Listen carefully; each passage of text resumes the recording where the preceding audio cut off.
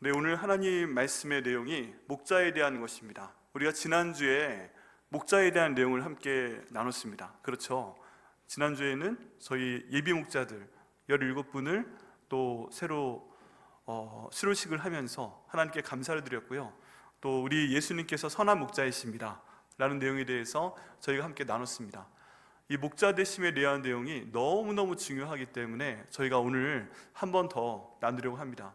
우리 지난주 말씀의 주제는 뭐였죠? 지난주 말씀이 목자에 대한 거였죠? 제목도 기억나시나요? 네, 우리는 모두 목자가 되어야 됩니다. 많은 분들이 기억해 주시네요. 감사합니다. 보통 설교하고 나면 그 다음 날 되면 뭐였더라? 새로운데? 이럴 수 있는데 네, 기억하시는 분이 많아요. 감사합니다. 우리 다시 한번 그 제목을 따라해 보시겠어요? 우리는 모두 목자가 되어야 합니다. 네, 우리 아무도 목자가 되어야 되는데요, 우리가 보고 따라야 되는 목자가 있습니다. 그렇죠? 우리가 보고 따라야 되는 목자는 바로 하나님이시고 또 예수님이십니다. 또 성령님이십니다. 하나님, 예수님, 성령님이 모두 한 분. 그래서 우리는 이 세 분 하나님을 성삼위일체 하나님, 트리니티의 하나님, 그렇게 말씀을 드리고 있죠. 우리가 오늘 이 말씀을 다시 한번 볼 때 나의 목자가 누구인가 하는 부분을 한번 생각을 해보겠습니다. 지난주에 우리가 모두 목자가 되어야 됩니다 했는데, 우리의 영원한 목자 되신 분은 바로 오늘 시편 23편 말씀에 따르면 하나님이십니다. 그죠? 그리고 지난주의 말씀대로 요한복음 10장 말씀에 보면 우리 예수님께서 우리의 선한 목자가 되십니다. 이 목자는요, 저희를 돌보시는 분이고 저희 앞길을 인도하시는 분이고 그러시는 분이죠. 이제 오늘 이 목자에 대한 내용을 볼 때 저희가 한 가지 질문을 던지고자 합니다. 하나님 아버지께서 나의 유일한 목자가 되십니까? 하는 부분입니다.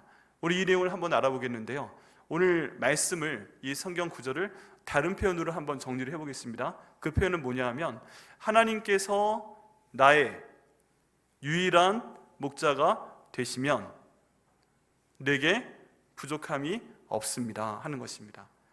자, 같이 한번 따라해 보시겠어요? 하나님께서 나의 유일한 오직 한 분 목자가 되시면 내게 부족함이 없습니다. 아멘. 네, 저희가 가끔 성경 구절을 볼 때요, 이렇게 두 부분으로 나눠볼 수가 있어요.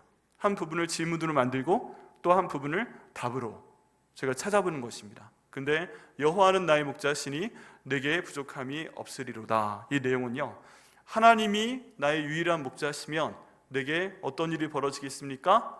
라는 질문을 만들 수 있고요, 거기에 대한 답으로 내게 부족함이 없을 것입니다, 이렇게 저희가 답을 찾을 수가 있는 것입니다.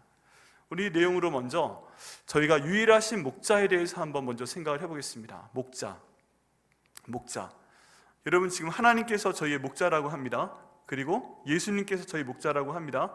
그리고 예수님의 영으로 저희 안에 마음에 계신 성령님을 저희 목자라고 합니다. 그런데 이제 저희가 이런 질문을 던져볼 수가 있어요. 목자는 지금 목사님 말씀하신 대로, 이 성경에서 말씀하는 대로 딱 한 분만 계셔야 됩니까? 내 인생의 목자는 딱 한 분만 계셔야 돼요? 성삼위일체 하나님, 그 한 분, 딱 한 분만 계셔야 돼요?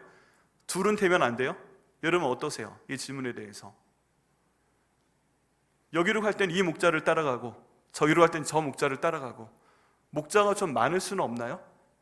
왜 목자가 하나라고 그래요? 둘이 될 수도 있잖아요. 셋이 될 수도 있잖아요. 왜 목자를 하나라고 하나요? 여러분, 목자는요, 한 분이 될 수밖에 없어요. 네, 여기에 대한 내용을 한번 살펴보겠습니다. 어떤 한 학자께서 이제 이 양과 목자의 관계가 굉장히 궁금했어요. 그래서 이스라엘에 이 양과 목자의 양의 관계를 연구하기 위해서 가게 됩니다. 근데 목자에는 두 종류가 있어요.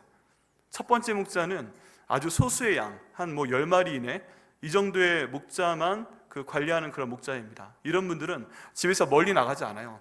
그냥 집 안에서 양들을 먹이기도 하고 또 집 바로 앞에서 그 양들을 먹이기도 합니다. 그리고 해가 질 때는 양들을 집 안에 들여놓고, 이런 목자가 있어요. 그리고 좀 더 많은 양을 치는 목자가 있습니다. 한 100마리, 200마리 이렇게 치는 목자가 있어요. 물론 혼자 가는 것은 아니죠.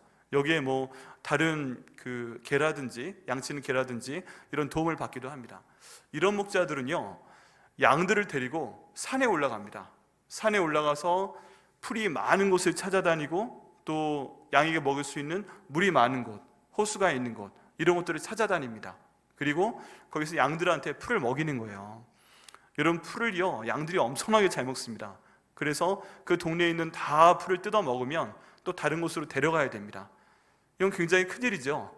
그래서 집을 한번 떠나면 한 계절을 산에 계속 있기도 합니다. 그리고 계속 이 양떼들과 이 목자들은 함께 있습니다. 이 학자분은요, 이 두 번째 부류의 양과 목자를 한번 보고 싶었어요.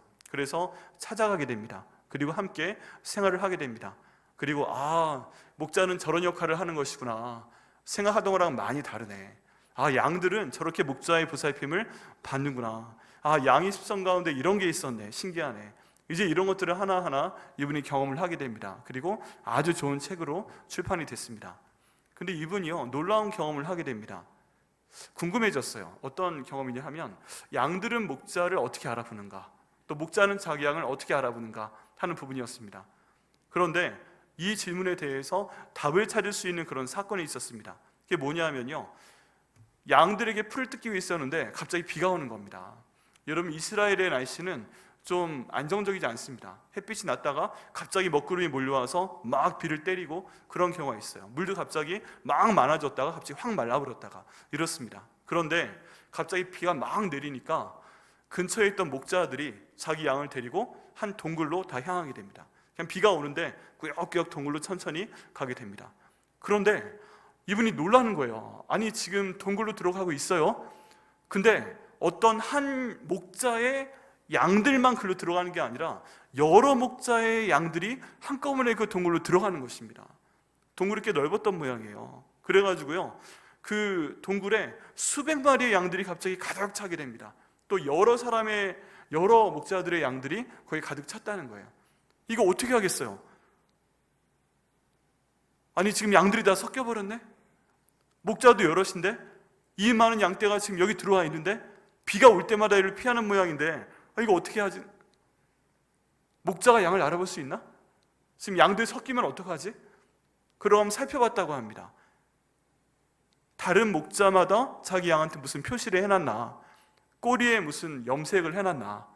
아니면 무슨 리본이라도 묶어놨나? 아니면 털 모양을 조금 신기하게 깎아놨나? 그래서 그 깎은 모양을 보고서 딱 보면 이게 내 양이구나, 이렇게 알 수 있도록 해놨나? 봤더니 이분은 모르겠더라는 거예요. 양들이 다 똑같아요. 양들이 양이지. 근데 이거 어떻게 하려는 거지? 하고 보니까 양들은 양들대로 가만히 거기 기다리고 있고요. 그리고 목자들은 그냥 편안하게 자기들끼리 모여 있습니다. 쉬고 있어요. 얼굴에 불안한 기색이 전혀 없다고 하는 것입니다. 근데 그러다가 비가 그치게 됩니다. 이제 궁금해진 거예요. 양들이 섞였다. 어떻게 하지? 이거 어떻게 하지? 지금 이분 혼자만 안절부절 못하는 거예요. 그런데 목자 한 명이 갑자기 휘파람 소리를 내면서 동굴 밖으로 나가는 것이었습니다. 그런데 양들 가운데 일부가 갑자기 꿈틀꿈틀 하더니 그 목자를 따라가는 거예요. 한쪽에만 이 양들이 몰려 있었던 게 아니에요. 좀 흩어져 있었어요. 그랬는데 이 양들이 꿈틀꿈틀 하더니 목자는 계속 휘파람을 불면서 가고 있고, 그리고 천천히 그 양떼들은 그 소리를 따라서 갔다는 것입니다. 여러분, 양들은요, 시력이 별로 안 좋습니다. 자기 눈앞에 있는 것도 잘 보지 못합니다. 그런데 그 소리를 따라서 찾아가는 거예요. 그리고 좀 나가니까 좀 있다가 다른 목자가 또 다른 형태의 휘파람을 불면서 다른 방향으로 나아갑니다. 그러니까 또 거기 있던 양들 중에서 일부가 꿈틀꿈틀 하더니 그 목자를 따라 나가는 거예요. 그리고 또 다른 목자가 노래를 부르면서 나가니까 또 다른 양들이 그 목자를 따라 나갔다는 것입니다. 그걸 보고요, 이분이 감탄을 합니다. 양이 목자의 소리를 알아듣는구나. 목자가 휘파람을 부르면서 나가니까 저기 우리 목자구나 하니까 따라 나가는구나. 정말 신기하다. 양도 목자의 음성을 아니까 목자도 자기 양이 누군지 분명히 알겠구나, 이런 확신이 들어왔다고 합니다. 그러면서 결국 하나하나 가서 다 흩어졌다는 거예요. 자, 그럼 여기에서 제가 다시 한번 질문을 해봐야 됩니다. 양이 목자의 음성을 압니다. 그리고 그 음성을 따라갑니다. 목자는요, 양들이 자기 음성을 알 거라고 믿고 있습니다. 그래서 그 소리를 내면서 앞으로 갑니다. 그리고 남아있는 양은 하나도 없었고 정확히 다 자기 목자를 따라서 양들이 나아갔습니다. 우리 하나님도 그런 하나님이신 줄 믿습니다.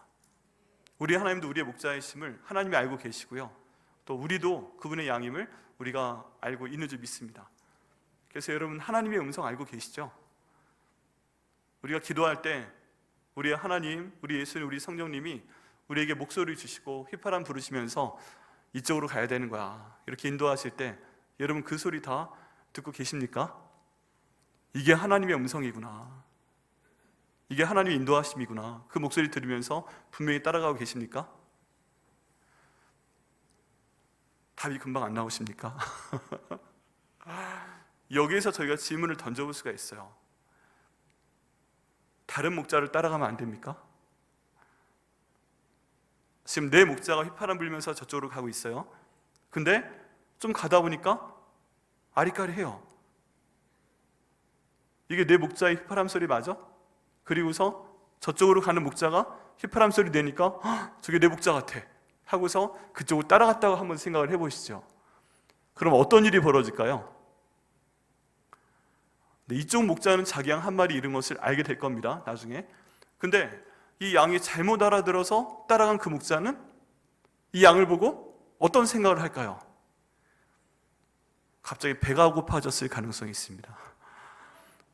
양이 한 마리가 더 많아졌네? 이건 내게 아닌데? 갑자기 배가 고파지면서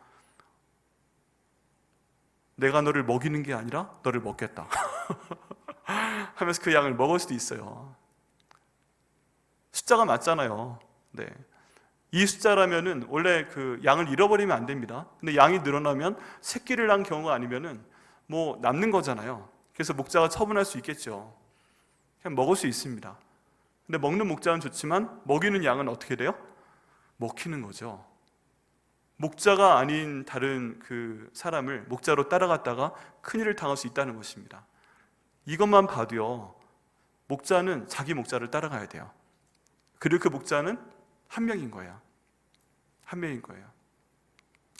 여러분, 저희 삶 가운데 정말 목자가 예수님만 계십니까?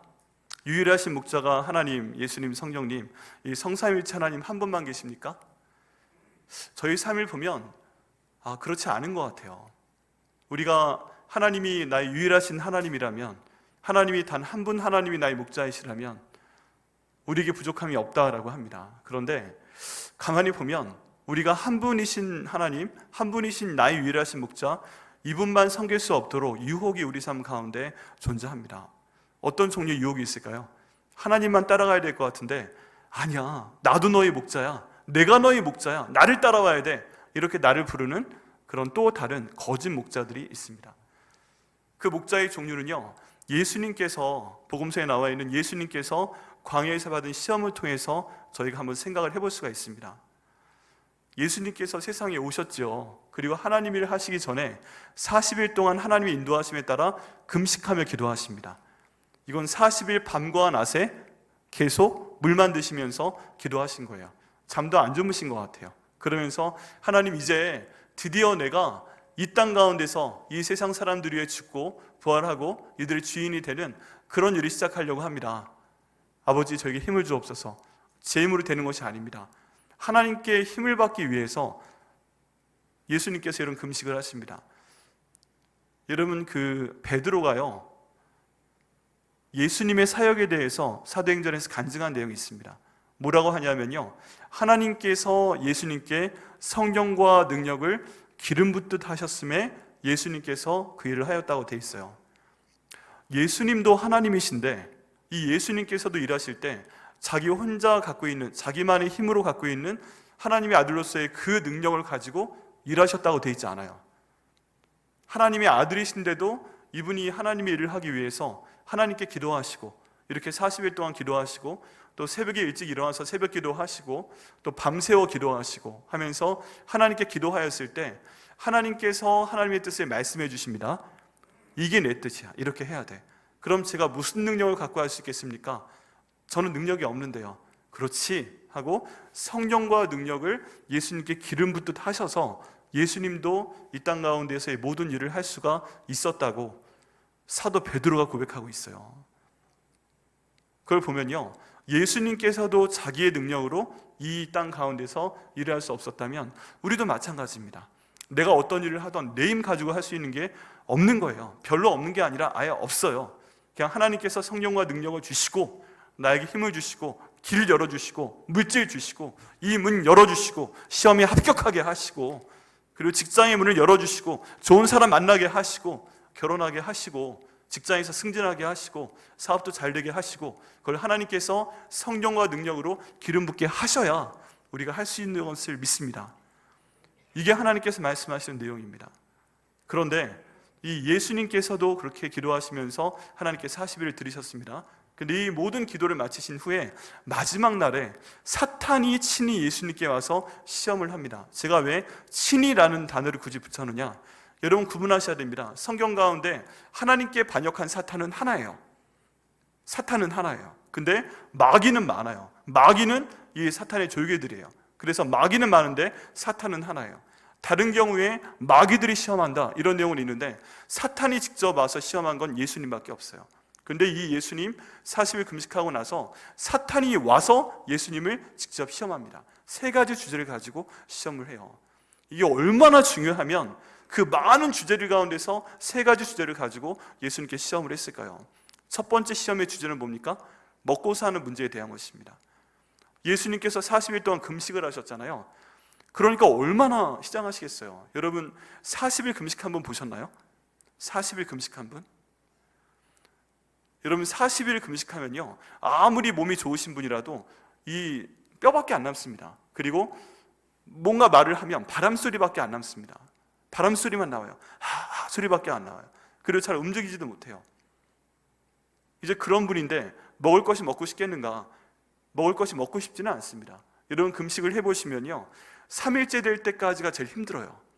막 먹고 싶어요. 근데 3일을 지나서 4일, 5일째가 되면 먹고 싶은 마음이 좀 사라집니다. 그리고 나서 물만 마시면서 쭉 열흘, 20일, 30일, 40일 갈 수가 있어요. 이때쯤 되면 몸이 소화 기능이 떨어지기 때문에 먹고 싶은 마음은 사라지게 됩니다. 왜냐하면 먹으면 탈이 나거든요. 그런데 먹고 싶은 욕망은 계속 있어요.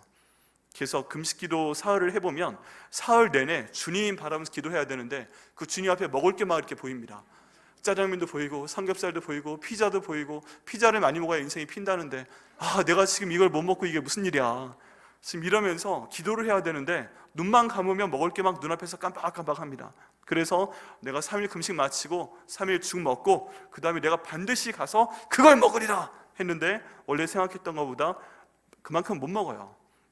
그냥 저는 뷔페를 갑니다. 하나하나 찾아 먹으려면 비싸고 힘들고 하니까 그냥 뷔페로 간단하게 끝냅니다. 그런데 이런 그 내용들이 어떤 것을 말을 하는가? 먹고 사는 거에 대한 문제입니다. 예수님께서 지금 시장하실 거 맞죠? 그 몸에 음식물이 필요한 거 맞습니다. 사탄이 예수님께 와서 처음 시험한 내용이 예수님 수고 많으셨습니다. 시장하시죠? 여기에 먹을 게 없네요? 뭘 좀 드셔야 되는데 여기 돌덩어리가 있습니다. 하나님의 아들이시잖아요. 이 돌을 떡으로 만들어서 좀 드세요 하고 유혹을 합니다. 먹고 사는 문제에 대한 시험입니다. 다른 말로 하면 여러분 저희 삶 가운데 무엇이 저희의 또 다른 거짓 목자가 될 수 있는가? 먹고 사는 것에 대한 모든 내용들이 저희의 목자가 될 수 있습니다. 하나님이 여기 계시고 또 먹고 사는 문제가 있을 때 내가 가장 피부로 느끼는 그 필요들 그리고 내게 있는 어려움들 이런 것들은 다 내가 먹고 사는 문제에 대한 것인 거예요. 돈에 대한 것인 거예요. 그렇기 때문에 나도 모르는 사이에 그게 중요하잖아요. 하루하루 살아갈 돈이 필요하고 하루에 한 끼든 두 끼든 세 끼든 네 끼든 먹어야 되고 입어야 되고 살아가야 되고 그러니까 먹고 사는 문제가 나의 목자가 될 수가 있습니다. 그러면 여기에 관계된 게 내 삶 가운데 최우선순위가 되고 잘 먹고 잘 살고 행복하게 돈 많이 벌 수 있는 방법으로 나를 부르는 것이 있다면 그게 내 목자가 될 수 있다는 것입니다. 설령 하나님과 상관이 없어도요. 이게 첫 번째 저를 인도하는 목자가 될 수가 있습니다. 두 번째 시험 주제가 뭐였어요? 권력에 대한 것이었습니다. 명예에 대한 것이었습니다. 두 번째 시험에서 이 사탄이 예수님을 데리고 높은 산에 데리고 올라갑니다. 그리고 세상에 있는 모든 권세와 영광을 눈앞에 쫙 펼쳐줍니다. 그리고 예수님께 이런 말을 합니다. 자, 여기에 세상의 모든 권세와 세상의 모든 영광이 여기 있습니다. 멋있죠, 예수님? 만약에 내게 엎드려서 절을 하면 이 모든 것을 내가 당신에게 드리겠습니다. 그러니까 내게 절을 하십시오. 이런 질문이 가능한가? 이런 대화 가능한가? 가능합니다. 왜냐하면 사람이 죄를 범한 다음부터 하나님께서 이 모든 공중의 권세, 공중의 왕권을 사탄에게 잠시 주셨습니다. 빌려주셨어요. 이것들을 창조하시고 주관하시는 분은 하나님 아버지신데 사람들의 죄 때문에 이 공중의 권세를 사탄에게 주셨습니다. 공중은 어디냐 하면요, 우리가 지금 이 강대상 있잖아요. 여기서부터 공간이잖아요. 여기서부터 하나님이 계신 하늘까지 이 모든 공간이 다 공중입니다. 그러니까 이 땅의 공중의 권세 잡은 자는 사탄이에요. 놀라운 권세를 갖고 있는 겁니다. 그럼 무슨 얘기냐? 이 땅 가운데 진짜 왕들이 갖고 있는 권세, 모든 종류의 권력, 모든 종류의 멍에, 이런 것들이요, 사탄에게 있다고 해도 과언은 아닌 거예요. 하나님께서 주관하시지만 그 모든 것들에 대해서 그런 말을 해도 무리는 아니란 얘기예요. 그런데 이 시험에 대해서 예수님께서 거부하십니다. 무슨 소리야? 하고 말씀으로 또 딱 쳐버리십니다. 오직 하나님만 경배하고 그만 섬기라. 이거 사실은 다 내 거야. 내가 만든 거야. 지금 잠깐 너한테 빌려준 거잖아. 무슨 소리야? 하고 딱 쳐버리십니다. 다른 말씀으로 들으면 저희 삶을 이끌어 가고자 하는, 우리가 유혹을 받는 두 번째 거짓 목자는 무엇인가? 이런 권력인 거예요. 이런 명예인 거예요. 어떤 힘을 갖고 싶은 거예요. 계속 높은 자리로 올라가고 싶은 거예요. 사람들이 기본적인 생계에 대한 욕구가 사라지면 그 다음에 점점 자아실현의 단계에 올라갑니다. 그러면서 올라가면 올라갈수록 정점이 있는 것은 무엇이냐면 내가 명예를 갖고 싶어요. 내 이름이 알려지고 싶어요. 내가 권력을 갖고 싶어요. 이 권력으로 인해서 모든 내 앞에 있는 분들이 열렸으면 좋겠어요.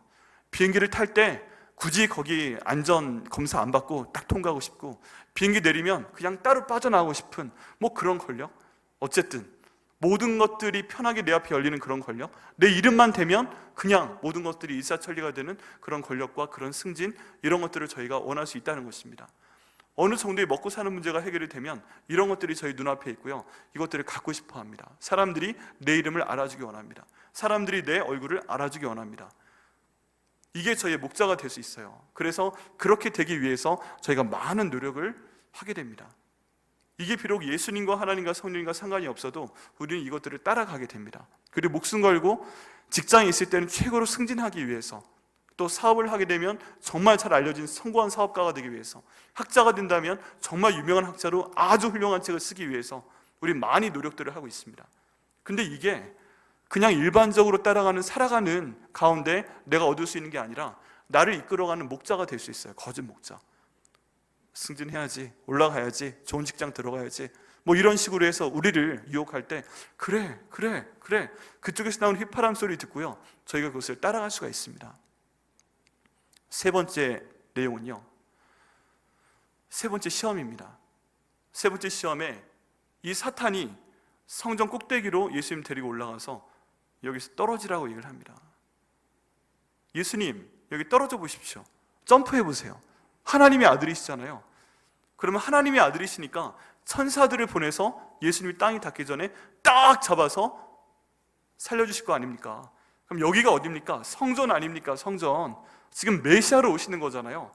지금 예수님께서 목수의 아들로 오셨죠. 사람들 보기에 보잘것없습니다. 지금 예수님께서 잘생겼어요? 아니잖아요. 이사야서 말씀 가운데 보니까 볼품이 없다고 돼 있어요. 예수님 못생겼을 것 같아요. 그 집안도 별로예요. 근데 지금 어떻게 하나님을 하시겠다고 그래요? 예수님께는 종교적인 어떤 능력이 필요해요. 하나님이 주셨다는 어떤 파워가 필요해요. 교회 안에서의 파워가 필요해요. 직분이 필요해요. 근데 제사장으로 오신 것도 아니잖아요. 한번 떨어져 보세요. 여기 성전 지금 다니는 사람들이 다 볼 거 아니겠어요? 근데 천사가 딱 잡아서 딱 내려놓으면 우리의 메시아가 이렇게 등장하는구나.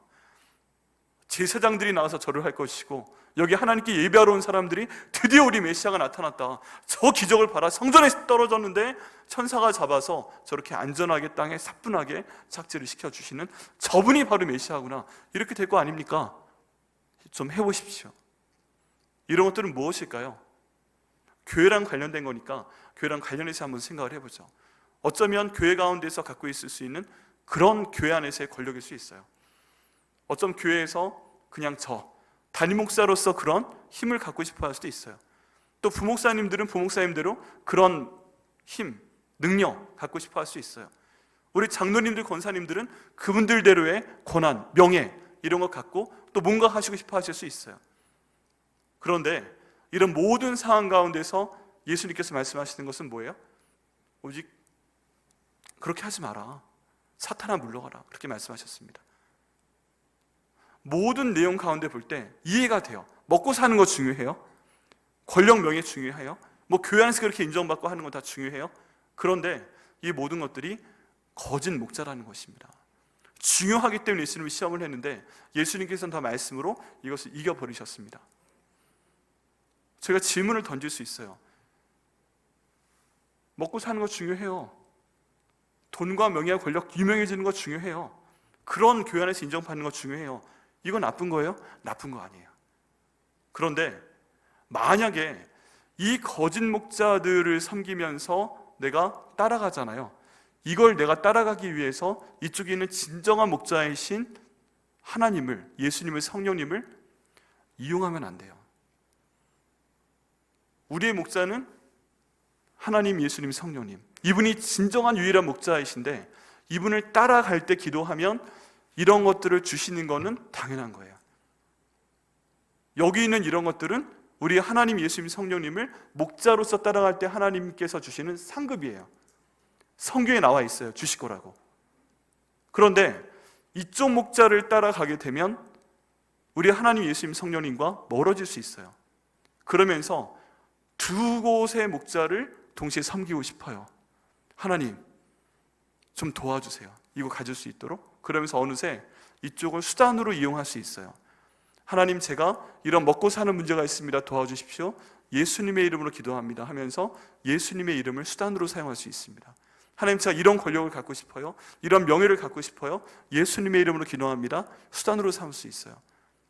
그러면 안 된다는 것입니다. 왜 안 돼요, 목사님? 양쪽을 다 목자로 가지면 안 돼요? 안 돼요. 방법이 없어요. 아까 말씀드린 것처럼 한 목자를 따라가게 되면 그쪽으로 가야지 방향이 달라요. 그리고 성경 가운데 하나님은요, 완벽한 이분법으로 말씀하십니다. 어떻게 이분법으로 말씀하시는가? 하나님은요, 세상에 있는 모든 사람들을 딱 둘 중에 하나로 분류하세요. 빛의 자녀들과 어둠의 자녀들이에요. 하나님의 자녀들은 빛을 따르는 자녀예요. 하나님의 자녀들은 어둠의 자녀들이 아니에요. 이 두 사이는 명확한 경계가 있어요. 성경에요, 어떤 사람은 빛의 자녀이기도 하고 어둠의 자녀이기도 하다, 이런 표현은 절대 없어요. 단지 빛의 자녀와 어둠의 자녀만 있어요. 여기 하얀색이 있고 여기 까만색이 있어요. 이 두 사이에 회색은 없어요. 사람들은요, 근데 완벽한 하얀색인 걸 별로 좋아하지 않아요. 그리고 완벽한 까만색도 별로 좋아하지 않아요. 중간쯤 안 될까요? 회색. 이 회색지대 가운데 내가 있으면 안 될까요? 때론 필요에 따라 하나님 쪽으로도 갔다가, 때론 필요하면 어둠 쪽으로도 갔다가, 이 중간이 섞인 회색 참 좋은데 이쪽으로 갈 수 없을까요? 하나님은 명확히 아니라고 말씀하십니다.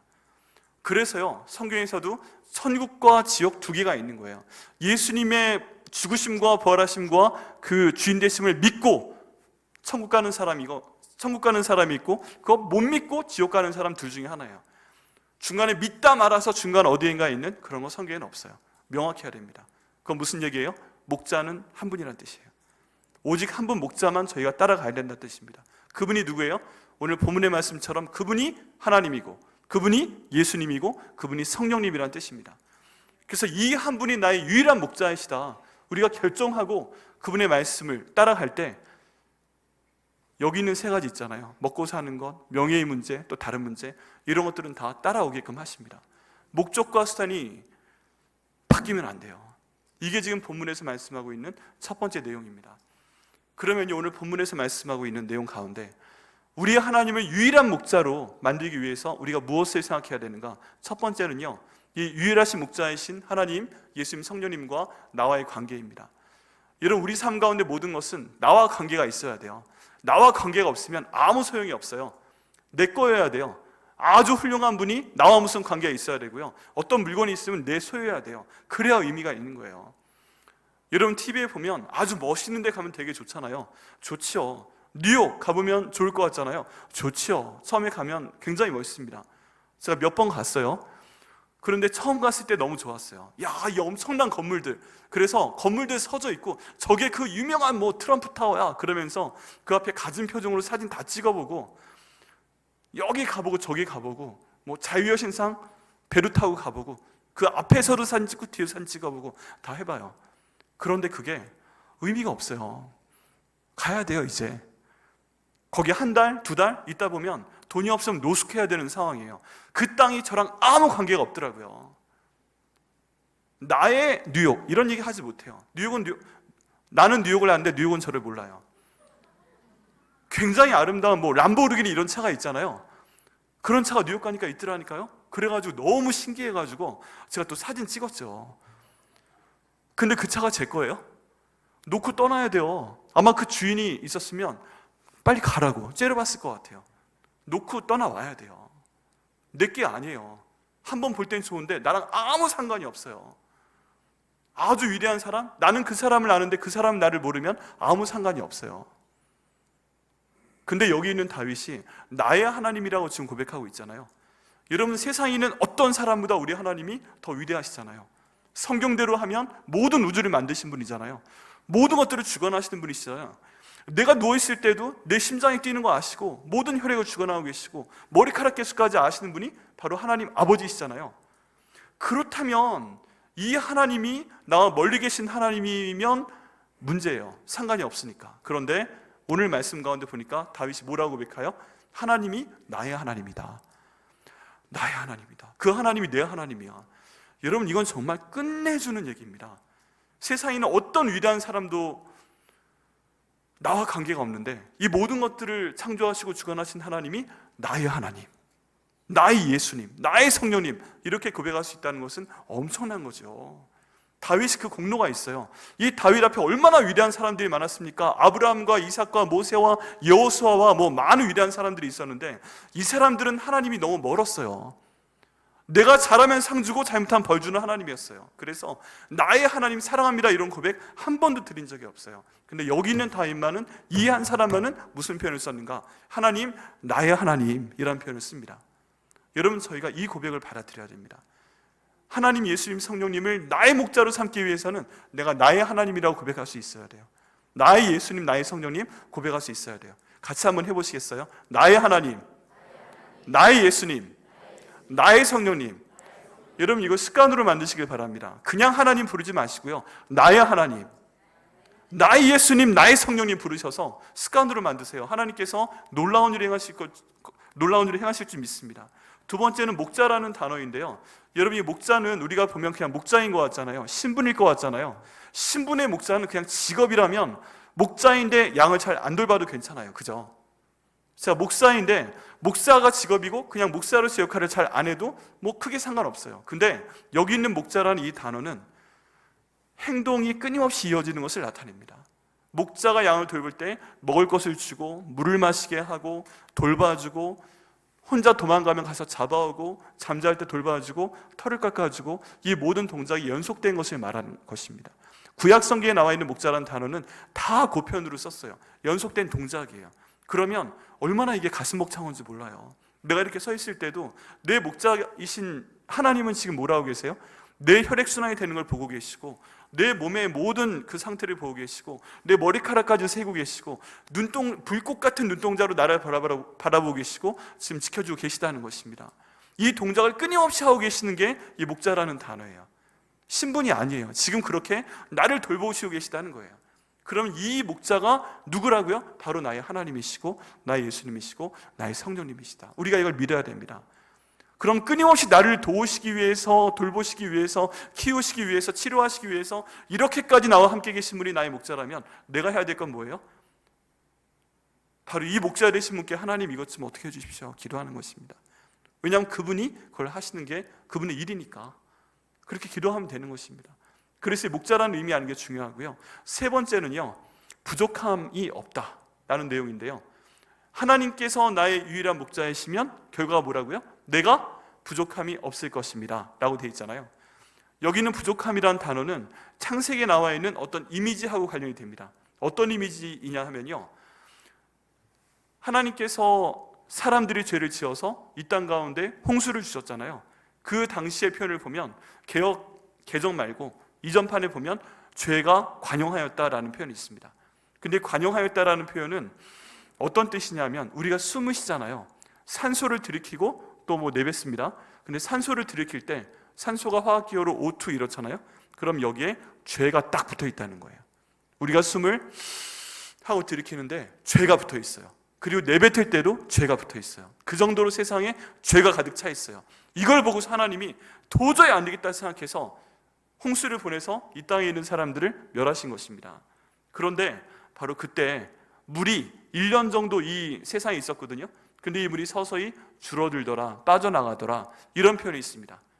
이 줄어든다, 빠져나간다라는 표현이랑 여기 부족함이 없으리로다라는 표현이 같은 단어예요, 히브리어로. 그러면 저희가 어떻게 해석을 할 수 있는가? 하나님께서 나의 유일하신 목자가 되시면 내 인생 가운데 부족함이 없을 것입니다. 물이 이렇게 빠지지 않을 것입니다. 어느 정도까지 빠지지 않는가? 물이 완전히 빠져서 강바닥이 드러날 때까지, 이 저수의 바닥이 드러날 때까지, 땅이 갈라질 때까지 이 물이 빠지지 않도록 우리를 보호하십니다. 그런 의미예요. 때로 우리한테 부족함이 있을 수가 있어요. 물질이 좀 빠져나갈 수 있어요. 건강이 좀 빠져나갈 수 있어요. 상황이 좀 빠져나갈 수 있어요. 그런데 그럼에도 불구하고 완전히 바닥에 보일 때까지 빠져나가지 않도록 하나님이 지키신다. 이게 지금 이 말씀 가운데 있는 의미입니다. 항상 충만하다는 건 아닌데 빠져나가되 마지막 바닥까지 드러내는 그런 부족함은 우리한테 주시지 않는다는 뜻입니다. 너무 좋죠. 이것 때문에 저희가 하나님을 믿어야 됩니다. 무엇으로? 유일한 목자로 믿어야 됩니다. 이럴 때 하나님께서 저희 삶 가운데 일하시는 것을 저희가 경험을 하게 됩니다. 그래서요, 저희가 이렇게 기도하면 순종을 해야 됩니다. 다시 한번 우리 처음에 나눴던 그 내용 한번 해보겠는데요, 하나님을 저의 유일한 오직 한 분 목자로 섬기게 하여 주시옵소서. 그 결과로 제 인생에 부족함이 없게 하여 주옵소서. 네, 하나님께서는 이 일을 반드시 이루실 것입니다. 왜 그래요? 그분이 우리의 유일한 목자이시기 때문에 그렇습니다. 여러분, 이 말씀 믿고서 기도하세요. 그래서 하나님, 내게 지금 이런 부족함이 있습니다. 자꾸 빠져나가는 것 같습니다. 그때 한번 저희가 살펴봐야 될 건 뭐예요? 지금 내가 하나님을 유일하신 목자로 순종하고 있지 않기 때문에 이게 빠져나가나? 하나님, 예수님, 성령님이 유일하신 목자이면 부족하지 않을 거예요. 근데 다른 게 목자가 되면 부족하게 됩니다. 이 결론을 기억하시고 하나님께 순종하시고 또 부족함이 없는 여러분 되시길 예수님의 이름으로 축원합니다. 이렇게 부족함이 없게 채우실 때요, 하나님께서는 특별한 사람들을 사용하십니다. 하나님께서 직접 하시는 경우도 있지만 어느 순간부터 하나님은요, 사람 가운데 있는 부족함을 채워주실 때 하나님을 섬기는, 하나님을 유일한 그 목자로 섬기는 사람들의 부족함을 채워주실 때 하나님의 사람들을 사용을 하십니다. 그래서 어떤 경우에는 물질이 있는 사람들이 나를 도와주는 경우 있고, 어떤 경우에는 권력이 있는 사람들이 도와주는 경우 있고, 어떤 경우에는 정말 하나님께 기도하는 사람들이 나를 위해 기도해 줄 수 있고, 이런 식으로 도와주게 하셔서 부족함이 없게 하시는 것을 경험할 수가 있습니다. 너무 감사한 거는요, 저희 교회에 그런 분들이 계십니다. 교회 사역을 할 때 가장 중요한 것 중에 하나가 마이크의 음향이에요.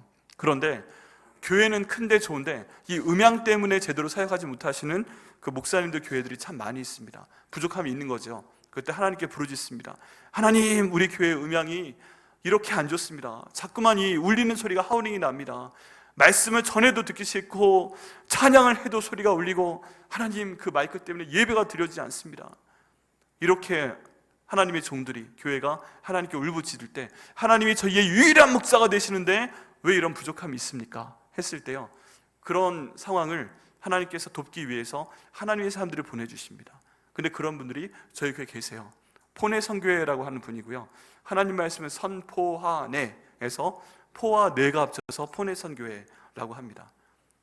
이 분들은요, 교회들 가운데 음향에 어떤 문제가 있는 교회를 알아보시고 거기에 가시는 거예요. 답사도 가셔서 지금 이 교회에 어떤 음향적인 문제가 있는가 살펴보시고 만약에 장비가 필요하다면 자비랑으로 직접 물건을 구입하기도 하시고 직접 가셔서 그 교회의 음향을 고쳐주시는 거예요. 벌써 13교회 방문하셔서 이런 사역을 해오시고 계십니다. 우리에게 자랑스러운 포내성 교회인데요, 우리 영상으로 한번 그 활동을 같이 보도록 하겠습니다.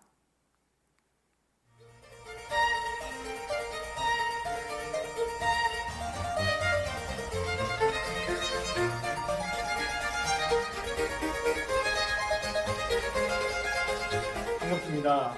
저는 대한여성교 장로회 영광교회를 섬기는 양기순 목사입니다. 이번에 백향록 교회 포내팀을 통해서 음향 장비를 교체하고 다시 맞도록 조정을 해서 설치를 해주셔서 너무너무 감사합니다.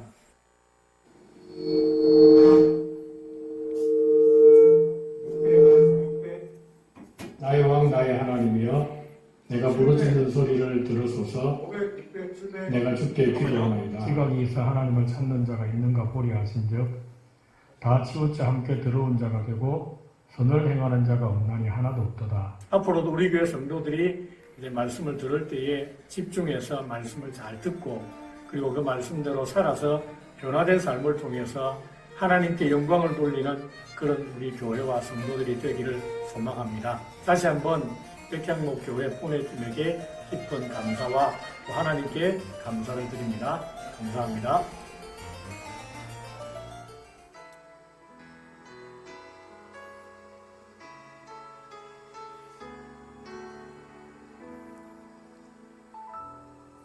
작은 나를 부르신 뜻을 나는 알 수 없지만 오직 감사와 순종으로 주의 길을 가리라. 때론 내가 연약해져도 주님 날 도우시니 주의 놀라운 그 계획을 나는 믿으며 살리. 날 부르신 뜻 내 생각보다 크고 날 향한 계획 나의 지혜로 측량 못하나 가장 좋은 길로 가장 완전한 길로 오늘도 날 이끄신 믿네. 날 부르신 뜻 내 생각보다 크고 날 향한 계획 나의 지혜로 측량 못하나 가장 좋은 길로 가장 완전한 길로 오늘도 날 이끄신 믿네. 오늘도 날 이끄신 믿네. 신실하신 주를 찬양해.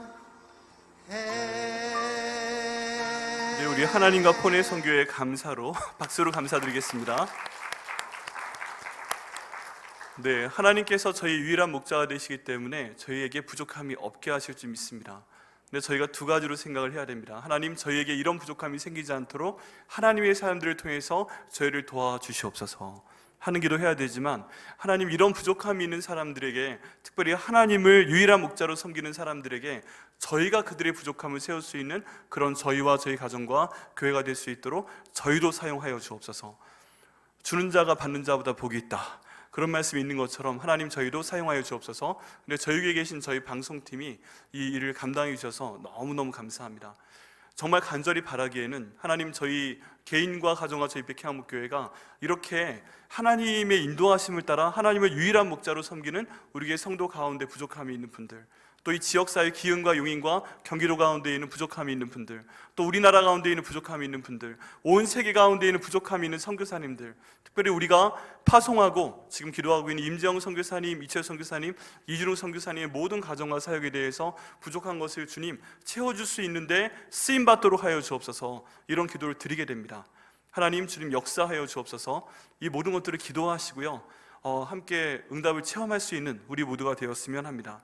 이런 목자 되신 하나님은요, 저희 힘이 되신 하나님 아버지십니다.